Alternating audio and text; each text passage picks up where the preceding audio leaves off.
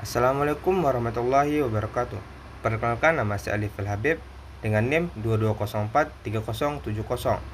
Baiklah, saya akan menjelaskan tentang Pancasila, yaitu dinamika dan tantangan Pancasila sebagai sistem filsafat negara. Saya berasal dari jurusan akuntansi dan saya dari kelompok 5.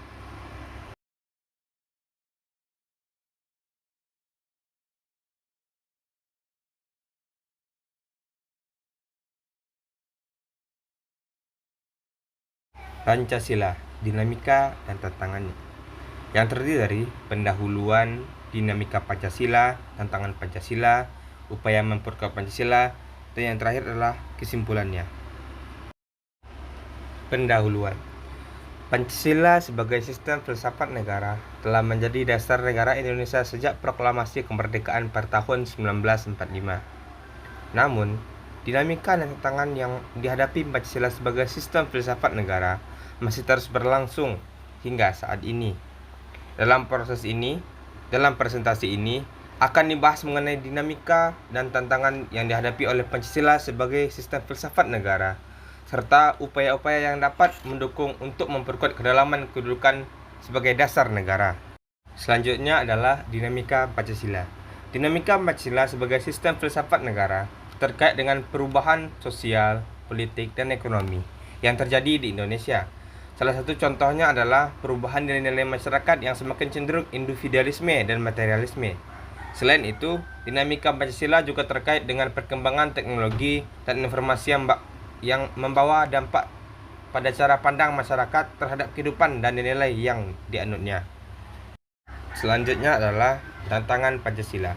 Tantangan yang dihadapi Pancasila sebagai sistem filsafat negara antara lain adalah radikalisme, intoleransi, dan ekstremisme.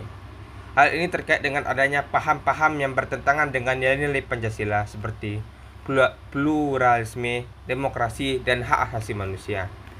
Selain itu, tantangan lain adalah korupsi, kolusi, dan nepotisme yang merusak tata kelola pemerintahan yang baik dan bersih serta merugikan rakyat banyak. Selanjutnya adalah upaya memperkuat Pancasila.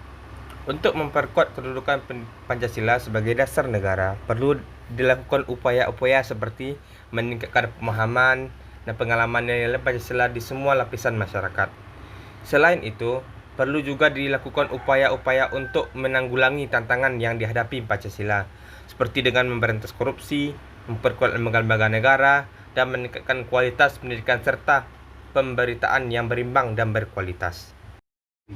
Jadi, kesimpulan yang bisa kita ambil dari poin-poin di atas adalah Pancasila sebagai sistem filsafat negara merupakan dasar negara yang sangat penting bagi Indonesia. Namun, dinamika dan tantangan yang dihadapi tidak bisa diabaikan begitu saja. Diperlukan upaya-upaya nyata dan terus-menerus untuk memperkuat dan menjaga kedudukan Pancasila sebagai dasar negara yang kokoh dan dapat memberikan arah bagi bangsa Indonesia menuju masa depan yang lebih baik. Mungkin itu saja yang bisa saya sampaikan. Lebih dan kurang mohon maaf. Saya tutup. Assalamualaikum warahmatullahi wabarakatuh.